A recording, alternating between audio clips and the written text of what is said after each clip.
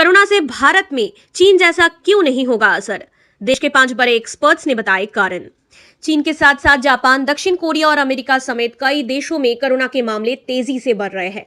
चीन में कोरोना से हालात बिगड़ते जा रहे हैं। अस्पतालों में मरीजों की बढ़ती संख्या के चलते ना बेड बचे हैं और ना ही दवाइयां। इतना ही नहीं, चीन में अस्पतालों में डॉक्टरों और मेडिकल स्टाफ की कमी हो रही है। दुनिया भर में कोरोना के केसों को बढ़ते देखते हुए भारत में भी महामारी की एक और लहर की आशंका जताई जा रही है। भारत सरकार ने भी कोरोना से निपटने के लिए तैयारियां तेज कर दी है। मास्क से लेकर सोशल डिस्टेंसिंग तक लौटने की सलाह दी जा रही है। ऐसे में लोगों के मन में यह सवाल उठ रहा है कि क्या भारत में भी चीन की तरह कोरोना का असर दिखेगा या यहाँ हालात कुछ और रहेंगे। आइए इसे लेकर 5 एक्सपर्ट्स की क्या राय है जानते हैं। एम्स के पूर्व निदेशक रणदीप गुलेरिया ने कहा कि कोरोना को लेकर पैनिक होने की जरूरत नहीं है। उन्होंने कहा कि आने वाले समय में देश में कोरोना के केस बढ़ सकते हैं, लेकिन ये माइल्ड केस होंगे। लेकिन मुझे नहीं लगता कि लोगों को अस्पताल में भर्ती करने की जरूरत पड़ेगी। BF7 वेरिएंट से ना तो हॉस्पिटलाइजेशन बढ़ेगा ना ही मौतों की संख्या, क्योंकि अब हमारी इम्यूनिटी बहुत ज्यादा हो गई है।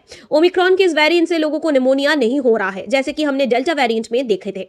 उन्होंने कहा कि भारत में जुलाई से ये वेरिएंट है, लेकिन हमने देखा कि इसकी वजह से ना तो हॉस्पिटलाइजेशन बढ़ा और ना ही मौतें हुई।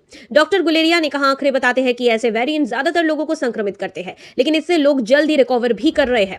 वैक्सीनेशन और नेचुरल इम्यूनिटी के कारण हम इस समय अच्छी स्थिति में हैं। मेदांता के डॉक्टर त्रेहन ने कहा, जैसे ओमिक्रॉन का म्यूटेशन डेल्टा था, वैसे ही अब और नए वेरिएंट आ रहे हैं। ओमिक्रॉन में देखा गया था कि ये बहुत लोगों को हुआ, लेकिन माइल्ड था। इसमें इलाज की जरूरत नहीं पड़ी, लेकिन अब चीन में भयानक लहर फैली है। चीन कह रहा है कि ये BF7 वेरिएंट के चलते हुआ है, लेकिन चीन में इससे पहले इतने लोगों को कोरोना नहीं हुआ था। ऐसे में उनमें नेचुरल इम्यूनिटी नहीं थी और ना ही उनकी वैक्सीन इतनी मददगार साबित हुई। वहीं अमेरिका, जापान में भी तेजी से बढ़ रहे हैं कोरोना, लेकिन वहां डेथ इतनी नहीं हुई है।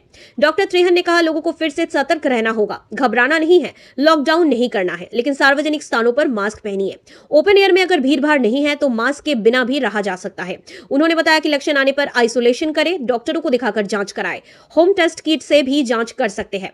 सतर्क रहने से हमारे यहां इतनी बड़ी लहर नहीं आएगी। एंटी टास्क फोर्स के वरिष्ठ सदस्य और कोविड टीकाकरण अभियान के प्रमुख डॉक्टर NK अरोड़ा ने 2 टूक कहा है कि भारत को चीन की स्थिति से चिंतित होने की कोई जरूरत नहीं है। ये कहते हैं कि हम सुन रहे हैं कि चीन में कोरोना वायरस फिर तेजी से पैर पसार रहा है, लेकिन भारत की बात करें तो यहां बड़े स्तर पर टीकाकरण किया जा चुका है।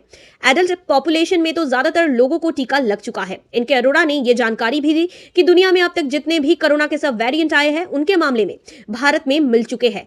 ऐसे में सिर्फ सावधानी बरतने की जरूरत है, चिंता करने की नहीं। ICMR के वैज्ञानिक समीरन पांडा ने कहा कि अभी चीन में तेजी से कोरोना के केस बढ़ रहे हैं। अनुमान है कि अगले 3 महीने में चीन में 60% लोग संक्रमित हो जाएंगे, इसलिए डर का माहौल बन गया है। चीन में जो स्थिति है उसकी मॉनिटरिंग जरूरी है, लेकिन इससे डरने की जरूरत नहीं है।